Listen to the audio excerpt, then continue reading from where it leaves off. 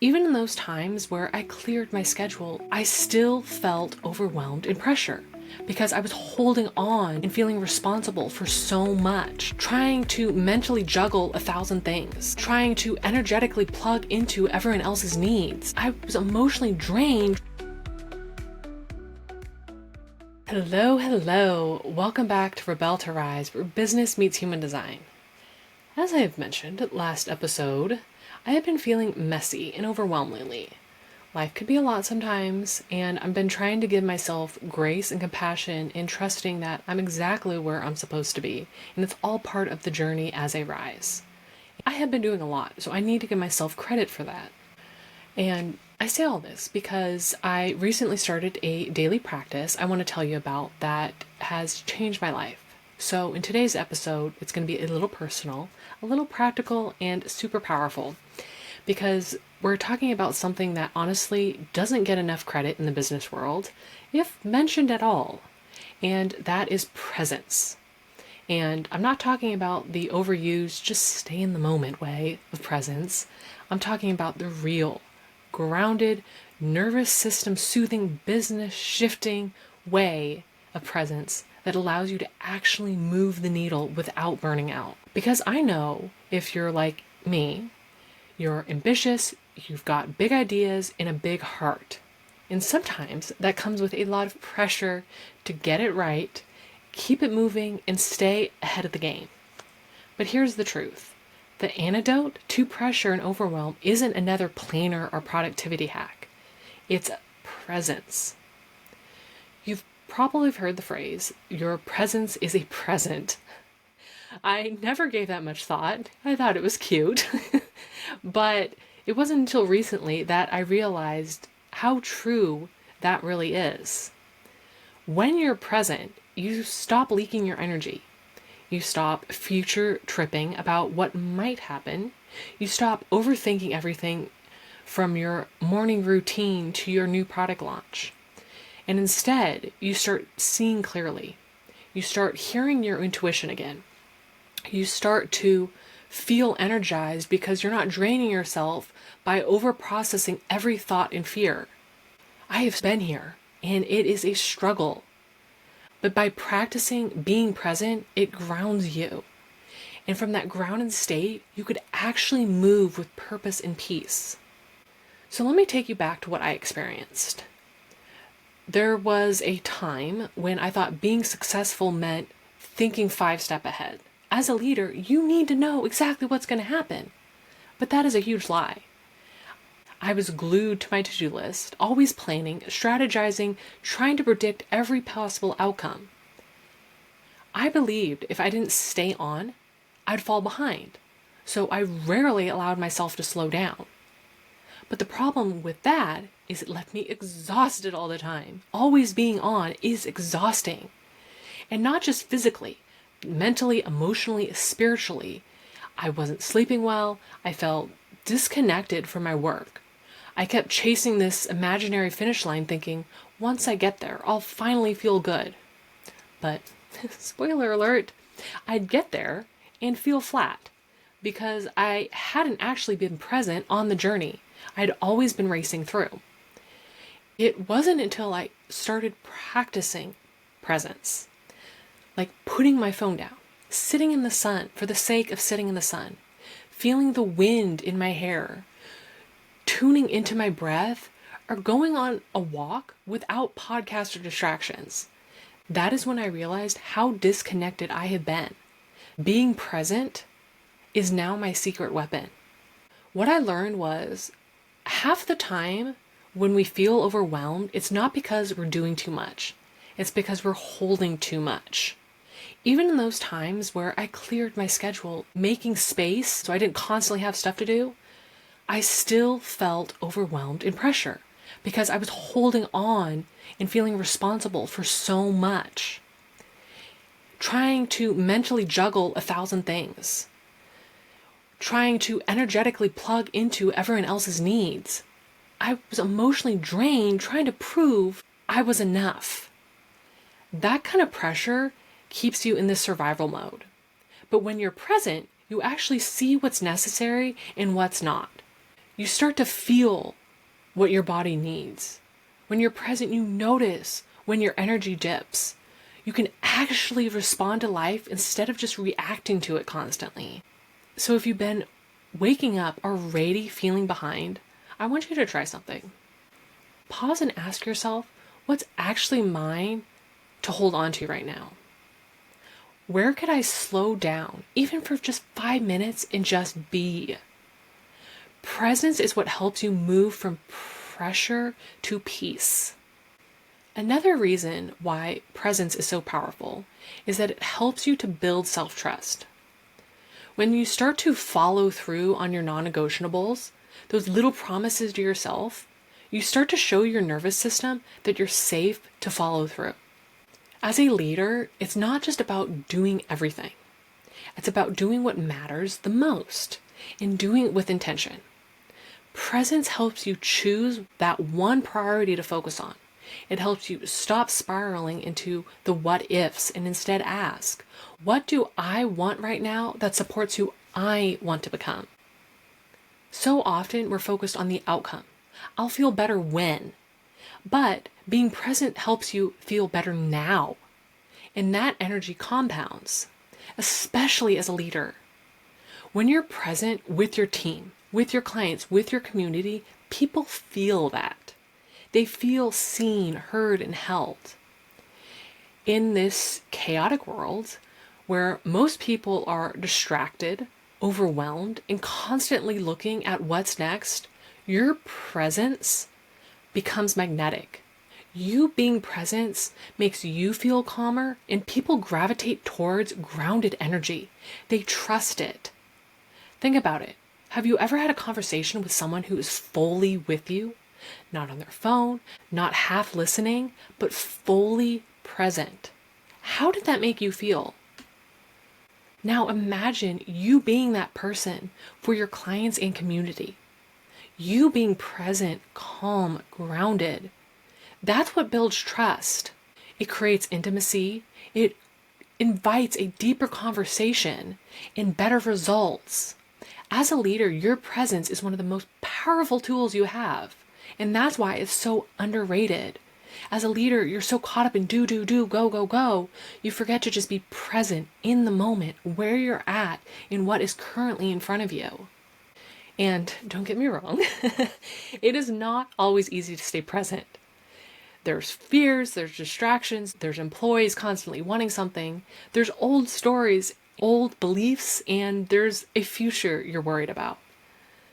But one of the biggest things that used to keep me from being present was thinking something like, if I slow down, everything will fall apart. But what I realized was that being busy didn't make me a better coach or business owner. It just made me more anxious. Being so busy all the time had my nervous system on this fight or flight. Go, go, go. It did nothing for me. I did have success. I have clients. I'm helping people. But physically, being anxious all the time was not benefiting me. And sometimes we avoid this presence because it forces us to feel, to see what we've been avoiding, to admit what's not working or that you messed up. And being present sometimes makes you confront those moments of fear and discomfort. But here's the thing. Whatever you're trying to avoid will not go away. It will just keep getting louder and louder. You can't shift what you don't witness. Until you become present and acknowledge, become aware of what you're trying to avoid, consciously aware of what you're trying to avoid, it will never go away. Being present is what brings awareness. And awareness is the first step to creating change, to creating lasting change, which will allow you to have a sustainable business where you love being there every day. And being present is a big part of embodying your human design. Because when you know your strategy and authority, it's like you have a built-in roadmap to get you back to the present moment. Your human design can tell you exactly what to do to be grounded, calm, and present. So let me break this down for you. If you don't know your human design, I have a free human design chart generator, which I'll leave as a link below. So if you're a generator or manifesting generator, presence helps you feel into your sacral, that yes or no. You can't feel your truth if you're future tripping.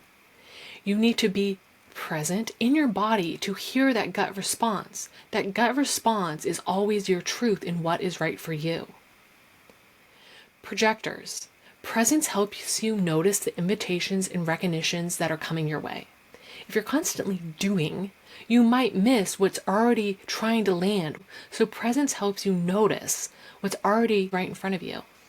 Manifestors, presence helps you stay connected to your impulses, to initiate from a place of power, not force or fear. And reflectors, presence helps you track your energy and environment. You need space to feel your truth, and that only happens when you slow down and observe. No matter what your human design type is, when you are present, when you follow how you're designed, everything flows better. Your energy just naturally bubbles up and you're able to make a bigger impact. So here are a few simple rituals I personally use to return to presence. First, it might seem simple, but a gratitude check-in. I have found it's almost impossible to feel anxious and grateful at the same time. So every night, I list 3 things I am grateful for. And studies have shown that when you're anxious, it triggers that fight or flight response. And then while you're in gratitude, it activates that rest and digest, which allows you to feel more peace. So when you slow down and be present, you're able to see all the wonderful things happening around you and be more grateful. I like doing this at night before bedtime because it helps me turn off my racing mind and be grateful for everything that came my way today. And that, of course, allows me to have a more peaceful night's sleep. Next, I like to call this the 5 senses grounding. It is very simple. Sit outside, alone, no phone. And I know this could be very difficult, and it was very difficult for me at first because I would often notice my mind wandering, thinking about work, and it was hard to stay present sitting by myself. So as a tip to help you stay present in the moment and not let your mind wander, try tapping into your 5 senses. Notice and ask yourself, what do I hear? And verbally name out 5 things that you hear. I hear a bird. I hear a door close. I hear a car driving by. I hear my own breathing. Then I want you to ask, what do you see? And list out 5 things that you see. Then ask, what do I smell? And say 5 things that you smell. Then what do I feel? Say 5 things that you feel. Then ask, what do I taste? And list out 5 things that you taste. By doing this, it gets you out of your mind into the present moment, tapping into your senses so you could get back into your body. And when you're back in your body, it brings safety and calm to you. This ritual alone has done wonders on my nervous system. And just try 5 minutes. I now do 20 minutes just sitting there, and it feels so good. But start small, meet yourself where you're at, and don't shame yourself if you find your mind wandering. Just tap back into your 5 senses and what you're hearing, seeing, smelling, feeling, and taste. Next is time blocking with intention. Now, yes, I know in past episodes I've talked about time blocking for the sake of making sure you have that focus work to complete tasks. But I also want you to time block time to do nothing. Time for thinking, time for movement, time for rest. Those moments where you're seemingly doing nothing are those times that you're able to feel into your body and live in the moment. And sometimes see the answer that's just been right in front of you. It gives you space to slow down and tap back in to the present moment. And it could be simple things that you block time off. You could do that 5 senses grounding that I just mentioned. You could block off time to make sure you do your gratitude. You could block off time to do a walk. What I'm getting at is I want you to block off time for those things that don't have an expected outcome. Do them for the sake of doing them without an alternative motive. Another part of time blocking is your non-negotiables. I brought these up before, and I really encourage you to pick just 1 to 2 things a day that refill your cup and make them a non-negotiable. You have to do them every day. Maybe that's journaling, maybe that's movement, maybe it's just drinking your coffee in silence. Taking time, no matter what, for those moments to be present is so key to refilling your cup and making sure you have enough energy. And my biggest tip is limit consumption. Be mindful of how much content you're consuming. We often scroll to avoid discomfort, but try replacing one scroll session with a walk without your phone, or maybe just 3 minutes sitting in silence. It could sound terrifying. What if you miss something? What if someone needs me? But it's going to feel so good once you do it. Someone could wait 3 minutes for you to give them a call back. It's not the end of the world if they wait 3 minutes. It's so life-changing when you practice consuming less. I can't tell you how much it has helped my anxiety and my creativity to literally sit in silence instead of just mindlessly scrolling. Giving your mind and your brain a break to do nothing, in a sense, is so powerful. So please give that a try, even though it might sound terrifying to just be alone with your thoughts. Because remember, presence isn't passive. It's a choice. It's a practice. It's a way of being. And being present allows you to tap back into who you are so you can be more of who you're meant to be. So let me leave you with this.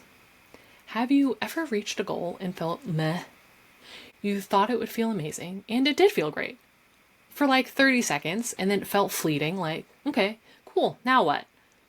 That's because you weren't present on the journey. You were chasing a feeling you thought you'd get after achieving that goal. I'll finally be happy. I'll finally feel successful. I'll finally feel less stressed once I get there. But here's the reality. It's not about the end goal. It's about creating that feeling as you go. It's about being happy in the moment as you're achieving the goal, not just once you achieve the goal. It's about who you're being as you move towards that goal. That is where deep satisfaction and fulfillment come from. When you're present, when you enjoy the ride, and you're celebrating those micro wins, you feel fulfilled now, not one day. And that's what makes reaching a goal actually feel meaningful. When you're enjoying the ride and being present in the moment step by step, not just when you reach the goal. So here's your reminder. You don't need to do more to feel successful. You don't need to hustle to prove you're worthy. You don't need to constantly look for what's next. Instead, I challenge you. What if you paused? What if you came back to this moment, to this present moment, to your breath, to your body, to your truth? What if you trusted that presence holds the path forward for you? Because it does. Presence is where inspiration lands, where decisions get clear, where your energy flows again, and where you feel good now. Presence is your magic. Presence is how you become an amazing, strong, impactful leader that everyone wants to follow.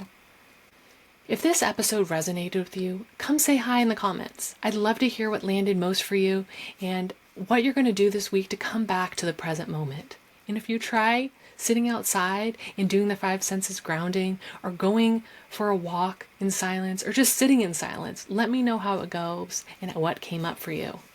And if you want help getting grounded in your human design strategy, grab my Intro to Human Design report. I'll leave the link below.